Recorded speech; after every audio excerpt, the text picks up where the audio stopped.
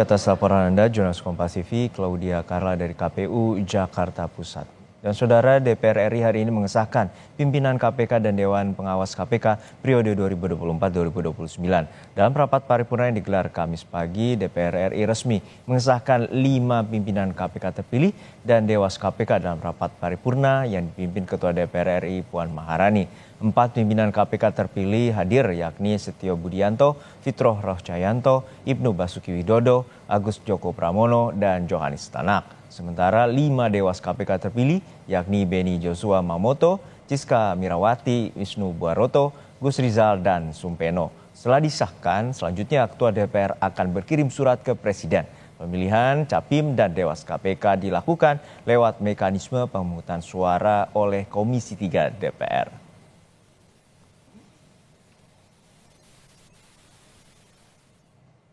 Usai 5 pimpinan KPK dan 5 Dewas KPK, kita tanyakan selanjutnya dengan jurnalis Kompas TV, Nanda Aprilia yang saat ini berada di gedung DPR RI.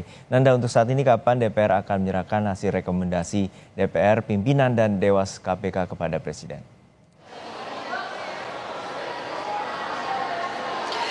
Selamat siang Juno, itu tadi yang kita tanyakan kepada pimpinan dari DPR RI, salah satunya adalah Ketua dari DPR RI. Namun terkait dengan hal tersebut, ini akan disampaikan lagi khususnya kepada media.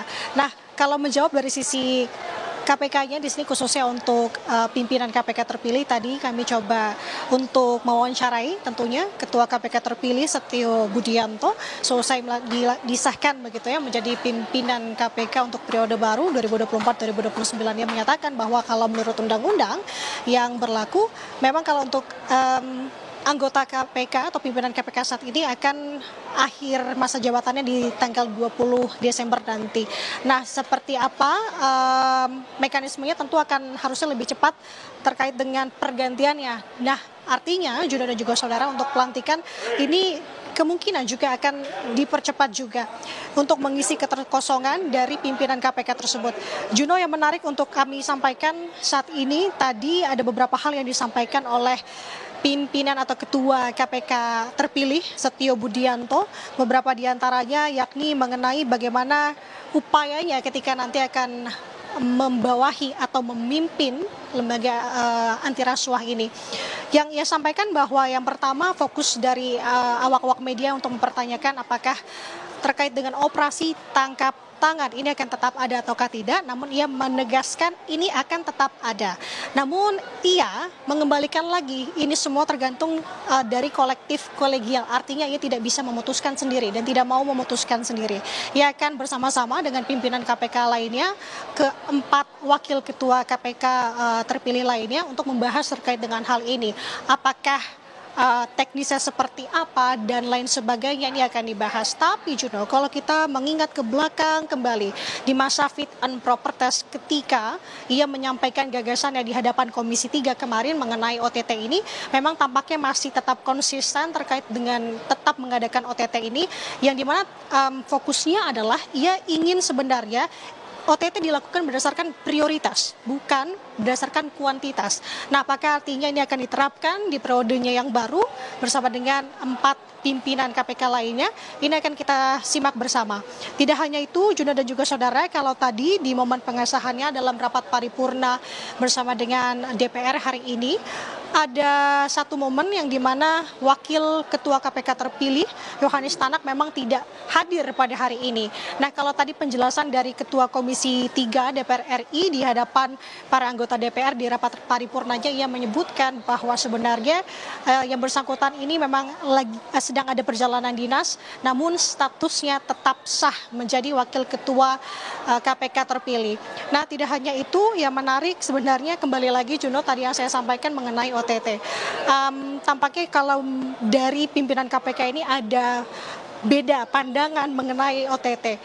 Ketua KPK terpilih Setio Budianto menginginkan OTT tetap ada. Namun wakil ketua KPK terpilih di sini Johanis Tanak ini ingin menghapuskan OTT karena dianggap ini sudah tidak sesuai dengan KUHP. Nah, tadi kita tanyakan juga terkait dengan hal tersebut, lantas bagaimana langkah ke depannya jika memang adanya beda pendapat seperti itu. Namun ia sampaikan kembali ia tidak bisa menyampaikannya saat ini, tentu harus ada musyawarah bersama, penentuan bersama nantinya yang kita sama-sama akan menunggu. Kemudian juga dan juga saudara, tadi juga disampaikan dan ditanyakan kepada saya bahwa selanjutnya apa? Tentu adalah memberikan surat rekomendasi ini kepada Presiden, yang dimana tadi saya tegaskan lagi bahwa untuk pimpinan KPK yang saat ini sedang menjabat akan habis masa jabatannya di 20 Desember 2024. Artinya ini akan secepatnya diberikan kepada Presiden tentunya untuk sesegera mungkin dilakukan pelantikan. Juno dan juga saudara, yang bisa saya sampaikan kembali adalah terkait pimpinan KPK terpilih. Tadi saya sudah sampaikan bahwa pimpinan atau ketua terpilihnya adalah Setio Budianto. Sementara untuk 4 orang lainnya yang merupakan wakil ketua KPK terpilih, yakni Yohanes Tanak yang saat ini memang masih menjabat sebagai wakil ketua KPK periode 2019-2024, kemudian Fitroh Roh Cahyanto, kemudian Agus Joko Pramono, dan Ibnu Basuki Widodo. Yang perlu kita simak saat ini, Juno, tentu adalah tantangannya bagaimana kemudian para pimpinan KPK yang baru ini akan membawa lembaga anti rasuah ini 5 tahun ke depan, yang dimana tentu tantangannya saat ini adalah kepercayaan masyarakat, mengingat kalau akhir-akhir ini yang menarik perhatian beberapa kasus diantara yang justru menyeret dari para pimpinan KPK seperti hal yang baru-baru ini adalah Lili Pintauli, yakni mantan wakil ketua KPK yang menjabat sejak 2019-2022, yang memang ini tersandung atas dugaan gratifikasi yang dianggap suap oleh Dewas KPK, namun saat ini kasusnya memang sudah dihentikan oleh Dewas KPK, mengingat juga Lili sudah mengundurkan diri sebagai atau wakil ketua KPK.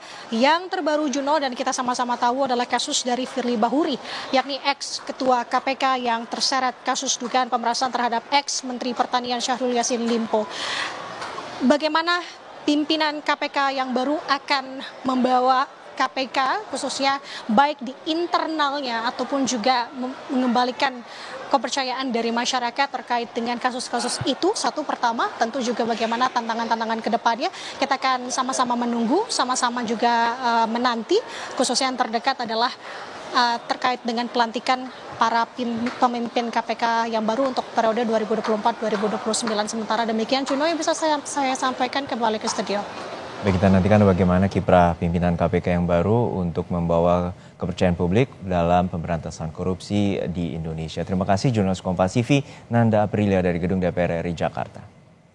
Sesaat lagi saudara, di Pekanbaru Riau terdapat hidangan tradisional yang memukau para pecinta makanan Nusantara, yakni ikan baung asam pedas. Sajian ini